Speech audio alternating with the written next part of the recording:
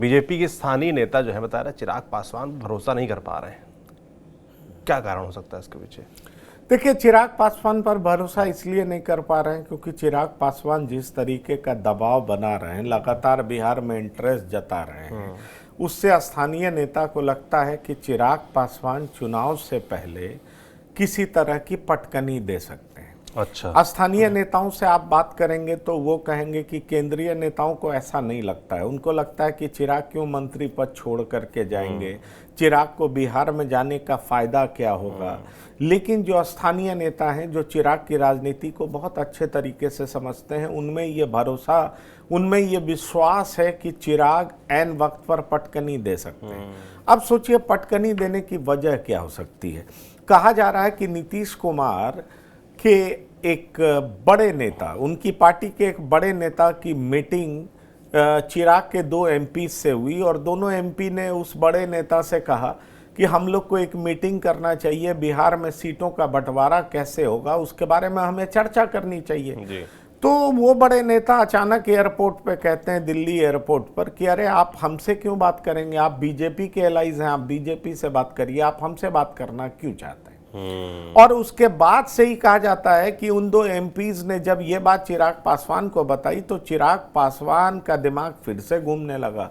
चिराग पासवान के दिमाग में ये बात आने लगी कि कहीं पिछले बार की तरह 2020 की तरह हमारे साथ ऐसा व्यवहार तो होगा नहीं।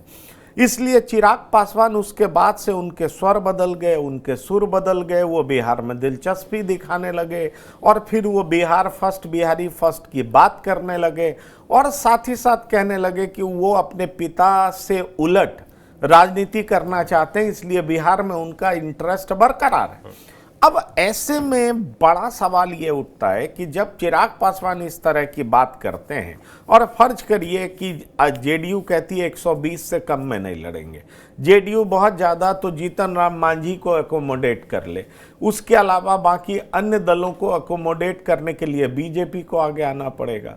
अब 123 सीटों में अगर बीजेपी एकोमोडेट करती है तो किस को करेगी?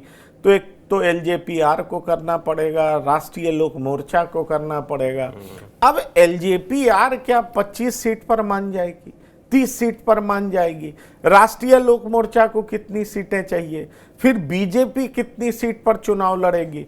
अगर बीजेपी मान लीजिए एलजेपीआर को 30 सीट देती है, 10 सीट राष्ट्रीय लोक जनशक्ति पार्टी को 8 सीट भी देती है, तो 123 में 38 घटाइए तो कितना बचता है? 90 से भी कम सीट बचता है, 85 सीटें बचता है।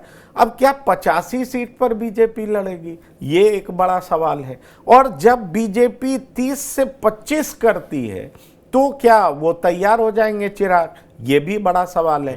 क्या चिराग जेडीयू की तुलना में इतने कम सीट पर चुनाव लड़ने की सोचेंगे? ये भी सवाल है। क्या चिराग के पास कोई और भी विकल्प है? क्या वो तेजस्वी के साथ जा सकते हैं? क्या चिराग प्रशांत किशोर के साथ जा सकते हैं?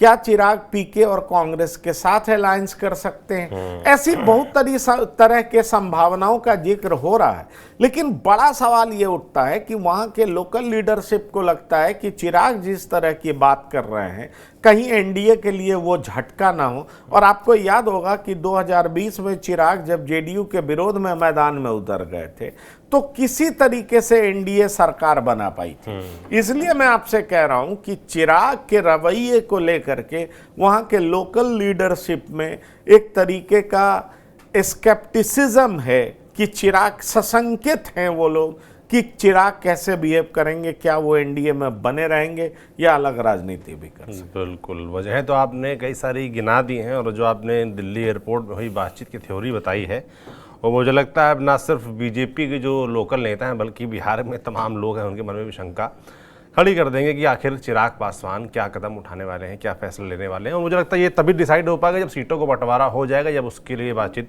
शुरू होगी चुनाव के ठीक पहले। देखेंगे क्या।